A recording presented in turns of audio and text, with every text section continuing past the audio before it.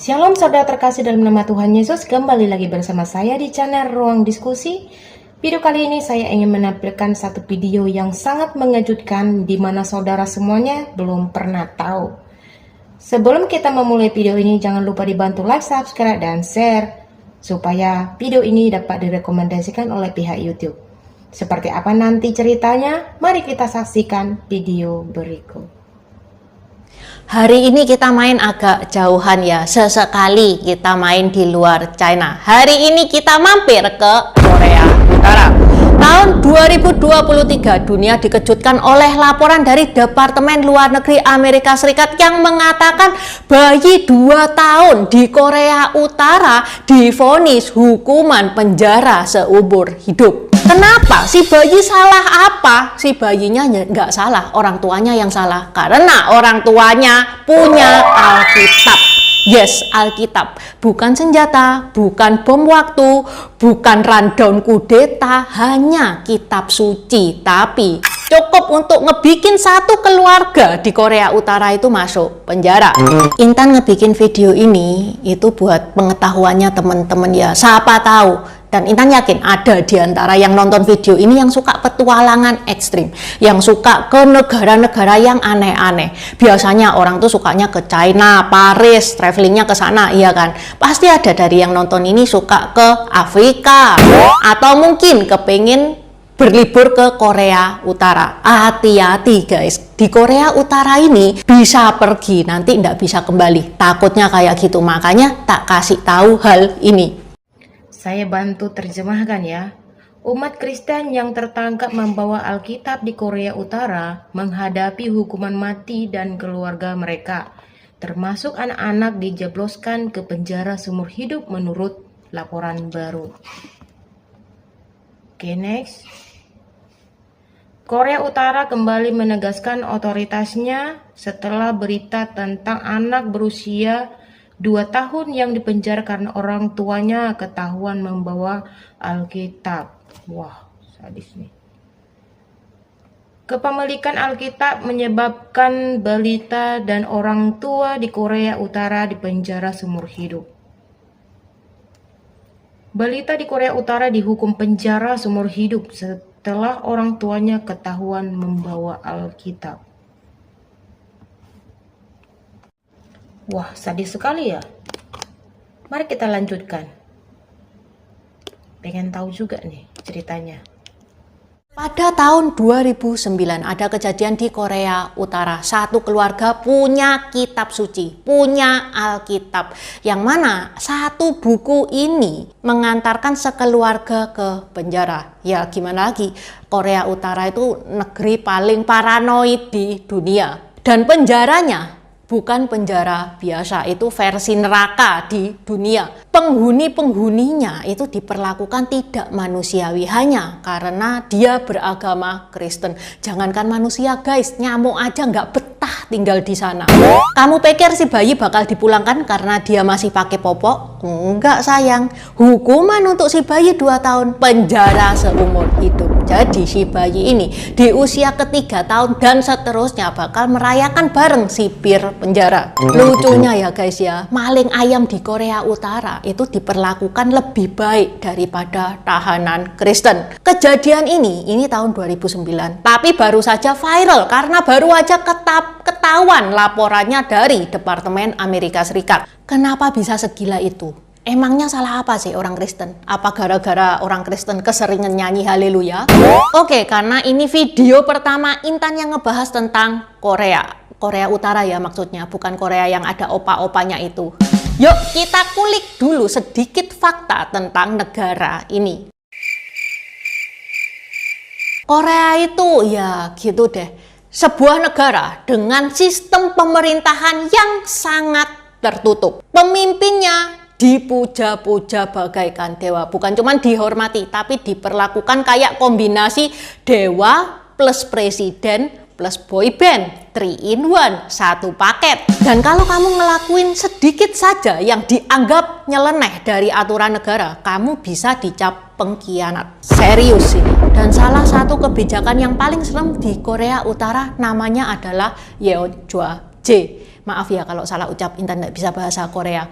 Yang pasti itu bukan nama makanan, itu hukum berdasarkan garis keturunan. Jadi kalau satu orang salah, 3 generasi ikut diciduk. Bukan karena mereka ikut-ikutan bersalah, tapi hanya DNA-nya aja yang sama. Ya gini, salah DNA, nyawa bisa melayang. Dosa bisa diwariskan kayak utang KPR. Jadi Kristen di sana bahaya banget. Menurut laporan World Watch List, di Korea Utara itu posisi pertama negara yang paling berbahaya untuk agama Kristen. Diperkirakan ya setelah Kim Jong Un ini naik tahta, sudah ada 70.000 jemaat Kristen yang merupakan warga Korea Utara itu di penjara. Padahal total penduduk Korea Utara yang beragama Kristen adalah 400.000. Waduh, itu bisa satu stadion sepak bola penontonnya itu di penjara semua. Segede itu ya penjaranya Korea Utara. Ini bukan kata-kata doang ya, bukan Intan ngarang ya. Ini ada data resminya. Data resminya itu dari Departemen Luar Negeri Amerika Serikat lewat laporan International Religious Freedom Report. Komisi HAM juga mengatakan hal ini, plus testimoni langsung dari para pembelot Korea Utara. Terus tanggapannya pemerintah Korea Utara gimana? Pemerintah bilang itu hoax. Pemerintah bilang, loh Korea Utara itu secara undang-undang itu menjamin kebebasan beragama. Nggak percaya? Itu di Pyongyang, Pyongyang itu ibu kota Korea Utara ya. Ada loh gereja. Iya, bener ada gereja. Gereja palsu. Teatrikal, settingan, buat pajangan doang, buat dekor, foto turis-turis. Makanya teman-teman kalau misalkan trip ke Korea Utara, pasti nanti dijujukno ke Pyongyang ini. Soalnya agama Kristen itu agama paling banyak di dunia ya. Supaya Korea Utara itu di mata internasional, oh Korea Utara itu punya loh, gereja menghormati loh, kebebasan beragama, kurang lebih kayak gitu. Padahal itu gereja yang ke sana cuma turis doang. Kalau warga lokal ketahuan beribadah di sana, bisa ditangkap, bisa dipenjara, bisa dihilangkan dari dunia fana. Di Korea Utara, ideologi agamanya diganti dengan ideologi Juche. Kalau agama itu mengajarkan cinta kasih, mengajarkan ketakwaan kepada Tuhan. Di Korea Utara, agama itu diganti kultus pemimpin, yaitu namanya Juche itu. Di mana di Juche-nya ini, Kim Il Sung yang merupakan pendiri Korea Utara, itu dianggap sebagai dewa pelindung. Itu wajib disembah kayak Avenger Korea Utara, tapi wajib disembah dan tidak bisa dikritik. Nah, masalahnya itu di sini, agama Kristen itu mengajarkan kesetiaan tertinggi itu kepada Tuhan, bukan kepada pemimpin negara. Dan di Korea Utara itu dianggap dosa besar. Ini ibarat di depan banyak orang, kamu bilang kalau masakan tetangga lebih enak daripada resep keluarga. Langsung kan dihujat seluruh kampung. Loh, bukannya semua negara itu juga ngajarkan untuk menomorsatukan Tuhan? Gak ada tuh agama yang mengatakan nomor 1 itu presiden, Tuhan belakangan. Gak ada. Semua agama itu pasti mengutamakan Tuhan. Tapi kenapa kok Kristen yang disetrap abis-abisan di Korea Utara? Apakah Yesus itu pernah mengkritik kebijakan ekonomi Korea Utara? Boro-boro Yesus ke Korea aja kagak pernah. Malah nih ya sejarahnya, sebelum Korea Utara berdiri, Korea itu masih jadi satu kesatuan. Nggak ada yang namanya Korea Utara, nggak ada yang namanya Korea Selatan. Kristen itu cukup berkembang di semenanjung Korea yang bagian utara, yang sekarang adalah Korea Utara. Jadi sebelum Kim Jong Un lahir, masyarakat Korea Utara itu sudah banyak yang nyanyi haleluya. Kemudian terjadi perang Korea, ya kan, yang mana itu ngebikin Korea terpecah menjadi dua, Korea Utara dan Korea Selatan. Nah, Korea Utara memutuskan untuk memakai paham ideologi komunis, yang mana Kristen langsung dicap sebagai penyakit impor, penyakit ideologi dari Barat, dari Amerika, dari Eropa, yang mana itu adalah musuh bebuyutan mereka. Itu tadi yang pertama ya. Yang kedua, karena agama Kristen ini dianggap terlalu mandiri. Agama Kristen ini punya struktur organisasi yang mana pemimpinnya itu pasti tunduk kepada Tuhan, bukan tunduk kepada pemimpin negara. Ini masalahnya. Di Korea Utara, semua warganya harus tunduk kepada pemimpin negara. Tiap momen kehidupan yang diapresiasi ya pemimpin negaranya. Misal, nggak jadi kesandung, nggak bisa bilang terima kasih Tuhan, aku nggak jadi kesandung. Bilangnya itu terima kasih Kim Jong Un, saya nggak jadi kesandung. Yang ketiga, misionaris Kristen dari luar negeri, terutama Korea Selatan dan Amerika Serikat itu sangat-sangat agresif sekali, sangat-sangat semangat sekali untuk menyebarkan agama Kristen di Korea Utara. Gaya agresif ini loh, sampai ya nyusup ke perbatasan, ngirim Alkitab pakai balon udara. Meanwhile agama lain kalau enggak boleh nyebarin, ya udah mereka itu stop, puter balik, ya udah enggak apa-apa. Tapi kalau agama Kristen gas terus sampai ke langit. Mungkin teman-teman batin, kok bisa ya agama lain itu tidak dipermasalahkan? Eits, jangan salah, di Korea Utara semua agama tidak diperbolehkan. Tapi bedanya yang lain itu nggak dianggap sebagai ancaman strategis Korea Utara. Seperti contohnya Islam itu tidak terlalu eksis di Korea Utara. Buddha dan beberapa kepercayaan lokal itu nggak terlalu dilarang ketat. Ya sangat dibatasi, dikontrol ketat sama pemerintah, tapi nggak dianggap sebagai ancaman oleh pemerintah.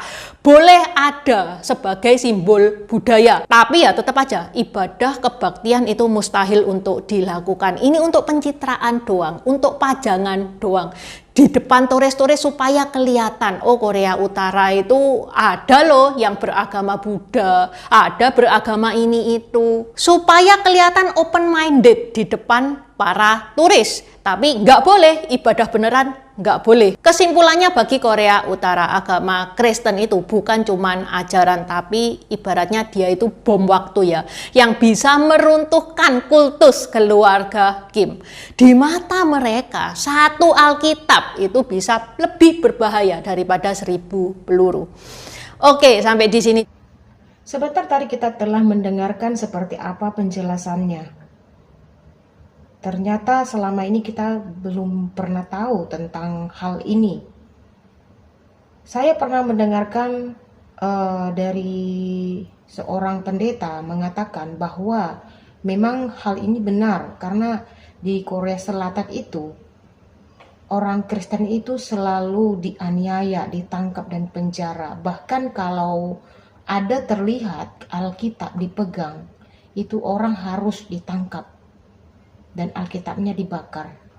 Orang Kristen di Korea itu katanya itu mereka menghafal isi Alkitab supaya ketika mereka keluar untuk mencari jiwa, untuk diinjili, untuk memberitakan Injil, mereka itu tidak usah lagi memakai Alkitab. Seperti itu penjelasannya. Kalau pernah saya dengarkan dari kesaksian seorang pendeta yang pernah pergi ke sana, dan pendeta itu katanya juga pernah dikejar sehingga pendeta ini sembunyi di suatu hotel. Nah, kalau saya dengarkan video tersebut di mana Presiden Korea tidak menginginkan umat beragama di sana untuk menyebarkan agamanya. Karena satu, mereka tidak mau rakyatnya itu fokus kepada agama. Yang kedua, Presiden Korea tidak mau bahwa rakyatnya itu menyembah Tuhan gitu, supaya rakyatnya tunduk patuh, atau seperti presiden ini ingin dituhankan gitulah kira-kira. Tuhan Yesus pernah berkata di Matius 24 ayat 9, pada waktu itu kamu akan diserahkan supaya disiksa, dan kamu akan dibunuh dan akan dibenci semua bangsa oleh karena namaku. Dan banyak orang akan murtad dan mereka akan saling menyerahkan dan saling membenci. Dan firman Tuhan ini telah tergenapi oleh negara Korea sendiri. Jadi saudara terkasih, mari kita dukung dalam doa, semoga umat Kristen yang ada di Korea baik-baik saja dan mereka dapat diberikan kebebasan. Sampai di sini dulu video saya. Terima kasih yang sudah menonton. Shalom, Tuhan Yesus memberkati.